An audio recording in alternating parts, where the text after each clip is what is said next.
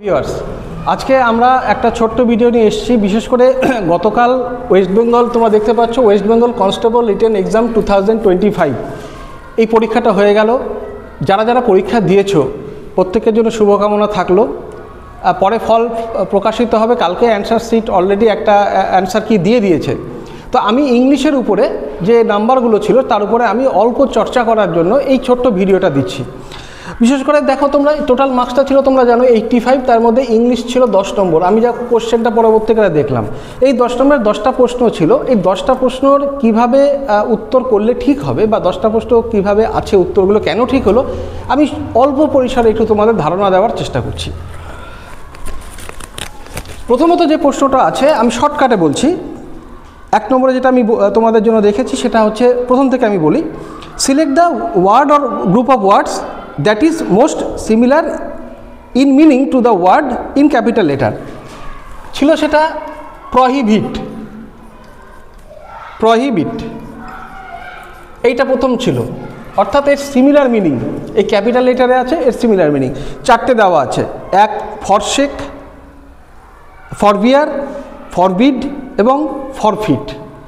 উত্তরটা হবে 3 নম্বর অপশান, অর্থাৎ ফরবিড।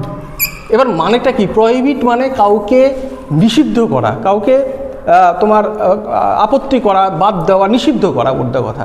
সে নিষিদ্ধ করা, তার জন্য হবে ফরবিড। ফরবিড মানেও নিষিদ্ধ, ফরবিডেন, কোনো জিনিস নিষিদ্ধ জিনিস, ফরবিডেন। 2 নম্বর গেল। 2 নম্বরে আছে হচ্ছে ব্ল্যাটান্টের সঙ্গে ওপেন। আমরা একটা কথা অনেক সময় ব্যবহার করে থাকি, ব্ল্যাটান্ট লাই, অর্থাৎ নির্ভেজাল মিথ্যে কথা, মানে খোলামেলা মিথ্যে কথা আর কি, যেটাকে বলা ব্ল্যাটান্ট, একেবারে খোলামেলাভাবে। তাহলে ব্ল্যাটান্টের সঙ্গে এখানে আছে হচ্ছে ওপেন। তাহলে প্রশ্নটা হচ্ছে সিক্রেটের সঙ্গে কার সম্পর্ক? এবার এখানে 4টে অপশান দিয়েছে, দেখো 4টে অপশানের মানেগুলো দেখে নাও। প্রথমটা হচ্ছে অভার্ট, দ্বিতীয়টা হচ্ছে অবভিয়াস, তৃতীয়টা হচ্ছে ফ্রি, চতুর্থটা হচ্ছে কভার্ট। তো অভার্ট, কভার্ট, অবভিয়াস, ফ্রি, এই 4টের মধ্যে কোনটা হবে? মানে দেখলেই ক্লিয়ার হয়ে যাবে। প্রথম কথা হচ্ছে অবভিয়াস। আমরা বলি অবভিয়াস মানে হচ্ছে ন্যাচারাল, এটা স্বাভাবিক, এটা ইট ইজ অবভিয়াস দ্যাট, এরকমের যখন বলি তখন হচ্ছে স্বাভাবিক, অর্থাৎ অবভিয়াস তাহলে হচ্ছে না। ব্ল্যাটেন্ট মানে আমি আগে বলেছি ওপেন। সিক্রেট মানে কি? সিক্রেট মানে গোপন, গোপন জিনিস, সিক্রেট।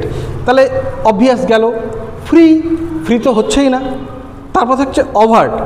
অভার্ট মানেটা কি? মানে কোনো কিছু পাবলিক করা, ওপেন। অভার্ট মানে যেটা আরেকটা তোমাদের ওখানে অপশান দেখবে, অভার্ট, সেটা হচ্ছে পাবলিক। এই অভার্টের উল্টোই হচ্ছে কভার্ট। কভার্ট মানে হচ্ছে গোপন। তারপর ধরো আনডিসক্লোজড মানে লুকানো, নকল, তোমার সিউডো। তারপর হচ্ছে আন্ডার কভার। এই যে আমরা বলি না কভার্ট অপারেশান, কোনো কিছু আন্ডার কভার অপারেশান, অর্থাৎ যেটা সামনে না, প্রকাশ্যে না, গোপনে হয়, সেটাকে বলে আন্ডার কভার অপারেশান, সেটাকে আমরা বলি কভার্ট অপারেশান। তাহলে সিক্রেটের সঙ্গে যাবে হচ্ছে কভার্ট গেল। 3 নম্বর এখানে আছে কন্ট্রাডিক্ট, একটা শব্দ লিখেছে। কন্ট্রাডিক্টের সঙ্গে কোনটার মিল আছে? মিল কোনটায় আছে? 1 নম্বর অপশান ছিল হচ্ছে টক অ্যাবিউসিভলি। টক মানে কথা বলা, অ্যাবিউসিভলি মানে গালিগালাজ দিয়ে কথা বলা। কন্টেম্পট ঘৃণা করা বা ঘৃণা। রিকোয়েস্ট পোলাইটলি, অনুরোধ করা। 4 নম্বরটা হচ্ছে ডিনাই এমফ্যাটিক্যালি। ডিনাই মানে হচ্ছে অস্বীকার করা, আপত্তি করা, এমফ্যাটিক্যালি মানে জোর দিয়ে আপত্তি করা। এবার কন্ট্রাডিক্ট মানে হচ্ছে কথার মধ্যে যখন কথাবার্তা বলতে বলতে যখন প্রচণ্ড পরিমাণে বিরোধিতা করা যায় এবং সেটা জোর দিয়ে বিরোধিতা করা যায়, তখন তাকে বলা হয় কন্ট্রাডিক্ট করা, অর্থাৎ বিপরীত মতামত তাকে সেখানে এস্টাবলিশ করার চেষ্টা, এটাকে বলে কন্ট্রাডিক্ট। এখান থেকে আসা হচ্ছে কন্ট্রাডিকশান, এটা একটা নাউন। তাহলে এখানে যেটা তোমার হবে 4 নম্বর অপশান, এই জন্যই হলো ডিনাই এমফ্যাটিক্যালি। 4 নম্বর অপশান ডিনাই এমফ্যাটিক্যালি। এগুলো তো সব গেল ভোক্যাবস, অর্থাৎ ভোকাবুলারি থেকে। এরপরে যেটা আসছে সেটা কিন্তু গ্রামারের সঙ্গে খুব সম্পর্কিত। সেটা 13 নম্বর কোশ্চেন ছিল। এটার জন্য একটা শেখার বিষয় আছে, এটা কিন্তু শিখতে হবে। আমি আজকে উত্তর দিচ্ছি, কোনোদিন আমি পারলে এই বিষয়ে ভিডিও আলাদা করে দেবো, কিন্তু এটা খুব ইম্পর্টেন্ট। সেটা হচ্ছে দেখো এখানে রয়েছে if it will rain the match will be abandoned. অর্থাৎ যদি বৃষ্টি হয় তাহলে ম্যাচটা কিন্তু অ্যাবান্ডান্ড হয়ে যাবে, অর্থাৎ ম্যাচটা বন্ধ হয়ে যাবে। এবার বলছে এর সঙ্গে কোনটা যাবে। এবার দেখো ইফ ইট রেইনড এটা আছে, তারপরে আছে হচ্ছে নো ইমপ্রুভমেন্ট, অর্থাৎ কোনো ইমপ্রুভমেন্ট দরকার নেই, যা আছে ঠিক আছে। 3 নম্বর আছে হচ্ছে ইফ ইট রেইনস। 4 নম্বর আছে হচ্ছে if it would rain, it would rain. আমি এই নো ইমপ্রুভমেন্টটাকে ছেড়ে দিচ্ছি, এটা বাদ দিয়ে 3টের মধ্যে আলোচনা করে দিচ্ছি। দেখো বা দেখুন আপনারাই ঠিক মতো বুঝতে পারেন। প্রথমত এটা হচ্ছে একটা ক্লজের ব্যাপার আছে, ক্লজটাকে বলা হবে কন্ডিশনাল ক্লজ, শর্ত। কন্ডিশনাল ইফ দিয়ে মানে যদি দিয়ে সবসময় আমরা কন্ডিশনকে বোঝাই। কীভাবে কন্ডিশনকে বোঝাই দেখুন, এটার 4টে নিয়ম আছে, একটু ডিটেলে আমি আলোচনা করে দিই, তাহলে আপনারা কিন্তু ক্লিয়ার হয়ে যাবেন। এক হচ্ছে জিরো কন্ডিশন, 2 ফার্স্ট, 3 সেকেন্ড, 4 নম্বর থার্ড। এটা কীরকম জিরো কন্ডিশন? কখন? যখন টেন্সটা, অর্থাৎ ক্লজ মানে দুটো অংশ, একটা সেন্টেন্সে দুটো অংশ। এখানে কি দেখলেন সেন্টেন্সটা আছে ইফ ইট উইল রেন কমা এই একটা অংশ, দ্য ম্যাচ উইল বি অ্যাবান্ডান্ড এটা একটা অংশ। এবার প্রথম অংশটা হবে কারণ, দ্বিতীয় অংশে তার ফল। এবার এইখানে জিরো কন্ডিশন কখন হবে? জিরো কন্ডিশন যখন দুটো প্রেজেন্ট টেন্স এবং দুটো কিন্তু স্বাভাবিক, যেটা খুব স্বাভাবিকভাবে হয়। যেমন ধরুন যদি জলকে গরম করা হয়, যদি কোনো বরফকে গরম করা হয় তাহলে সেটা জলে পরিণত হয়। এইটা হচ্ছে ফ্যাক্ট এবং বৈজ্ঞানিকভাবে প্রমাণিত, এটা সত্য, তাই এটা হবে জিরো কন্ডিশন। ফার্স্ট কন্ডিশন কি? ফার্স্ট কন্ডিশন হচ্ছে যদি এটা হয় তাহলে এটা হবে। এই ক্ষেত্রে সূত্রটা কি? প্রথম ক্লজে অর্থাৎ ইফ যুক্ত ক্লজে এখানে কিন্তু ভার্বের 1 নম্বর ফর্ম থাকবে, অর্থাৎ প্রেজেন্ট ফর্ম থাকবে। যদি প্রেজেন্ট ফর্ম থাকে তাহলে পরের অংশটা, এই যে দ্য ম্যাচ উইল বি অ্যাবান্ডান্ড, এই অংশটা আমাদের কি হবে? এরকম পাস্ট টেন্সে ফিউচার টেন্সে থাকবে।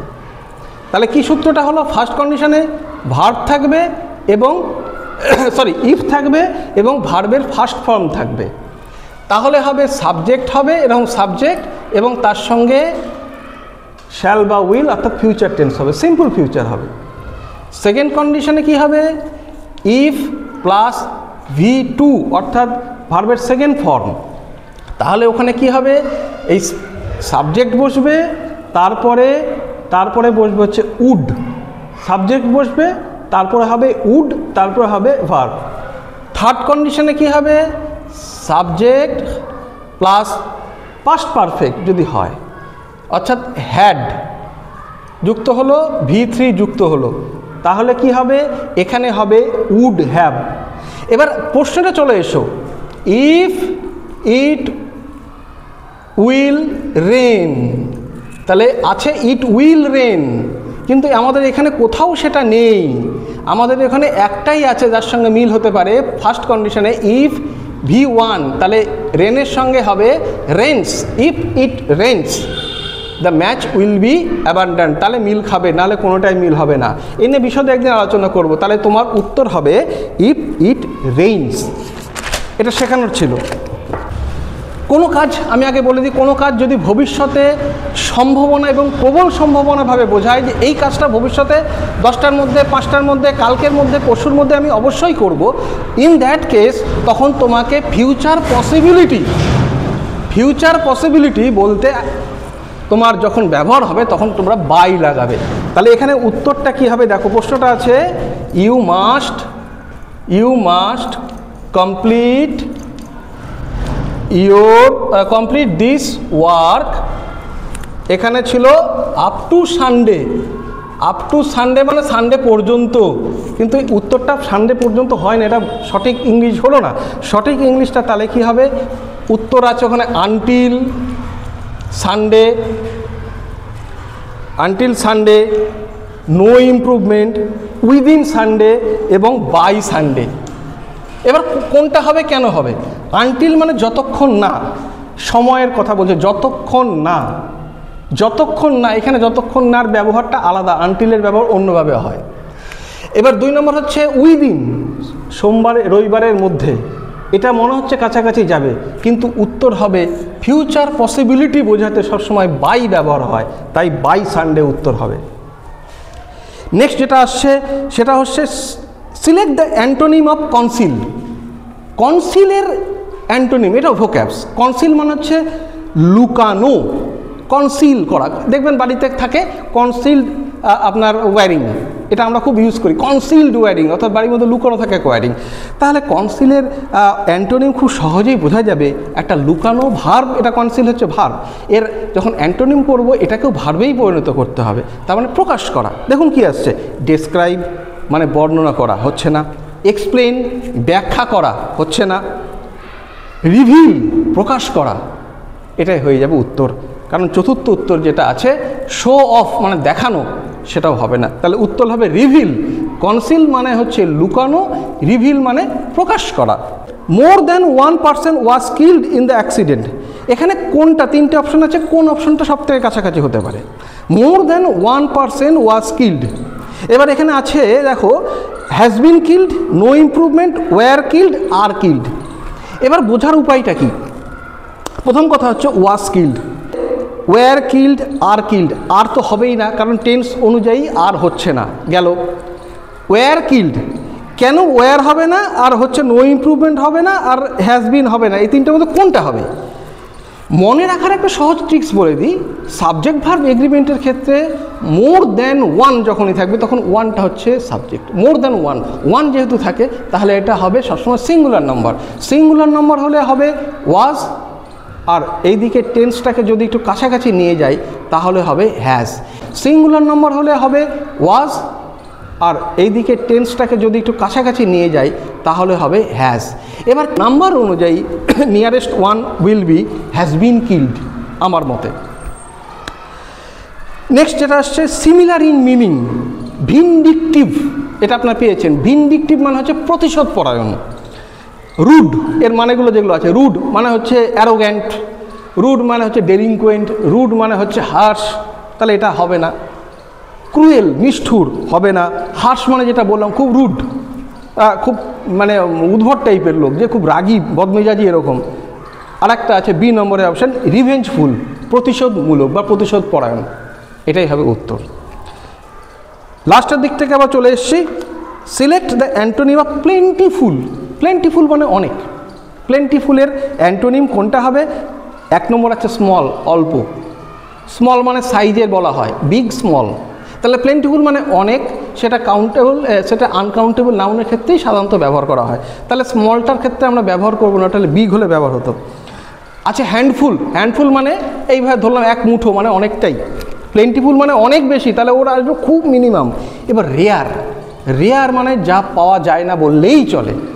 আর আরেকটা হচ্ছে স্ক্যান্টি, এই দুটোর মধ্যে এবার ডিফারেন্স হবে, রেয়ার না স্ক্যান্টি। স্ক্যান্টি মানেও খুব কম, রেয়ার মানেও খুব কম, তাহলে কোনটা হবে? রেয়ারের অপোজিট মিনিং হবে কমন, যেটা স্বাভাবিক সবসময় পাওয়া যায় সেটা হচ্ছে কমন, এবং যেটা পাওয়া যায় না দুর্লভ, দুর্লভ সেটাকে বলবো রেয়ার। আর স্ক্যান্টি মানে খুব অল্প পরিমাণ, আনকাউন্টেবলের ক্ষেত্রে স্ক্যান্টিটা ব্যবহার হয়, এটাই মোস্ট অ্যাপ্রোপ্রিয়েট আমার মতে, তাই উত্তর স্ক্যান্টি। এবার last, 20 kilometres are not a great distance. এবার কোনটা ঠিক? আর্নট একটা দেওয়া আছে, ARN''T, অর্থাৎ আর নটের ওটা উঠে গেল, ওটাকে আমরা করি তখন অ্যাপোস্ট্রফি ব্যবহার করি। এটা দেওয়া আছে, নো ইমপ্রুভমেন্ট দেওয়া আছে, বলা আছে is not a great distance. ওই আরের জায়গায় কোনটা হবে? Is not a great distance হবে, ইজ নো ডিস্ট্যান্স হবে, না আর্নট এ গ্রেট ডিস্ট্যান্স হবে? এখানে দেখো খুব সহজ বুদ্ধি, টাইম এবং ডিস্ট্যান্স, টাইম এবং ডিস্ট্যান্স যাই হোক না কেন সেটা সবসময় সিঙ্গুলার নাম্বার হিসেবে কাউন্ট করতে হয়। আর তাহলে সেই ক্ষেত্রে 20 kilometres is not a great distance, এইটা হবে। কারণ আপনি এর মধ্যে পরিবর্তন চাইলেও করতে পারবেন না, কারণ ইজ নো ডিস্ট্যান্স এটাও আপনার ভাষাগত পরিবর্তন হচ্ছে, আরন্ট এ গ্রেট ডিস্ট্যান্স এটাও ভাষাগত পরিবর্তন হচ্ছে, আপনি ভাষাগত পরিবর্তন করার ইউ আর নট অ্যালাউড। তাহলে এখানে থাকছে একমাত্র একটাই, is not a great distance, কারণ আর হবে না 20 কিলোমিটার্স অ্যাজ এ ইউনিট, একটা একক হিসেবে বলা হচ্ছে, একটা ডিস্টেন্সের কথা বলা হচ্ছে, তাই এখানে হবে ইজ, আর নয়। আশা করি আপনারা বুঝতে পেরেছেন। আপনারা এই পরীক্ষার ইতিমধ্যেই অ্যান্সার কি বেরিয়েও গেছে, আমি পুরোটা দেখতে পারিনি, প্রশ্নটা ডাউনলোড করলাম, আপনাদের সামনে একটু অল্প পরিসরে আলোচনা করলাম। বাই।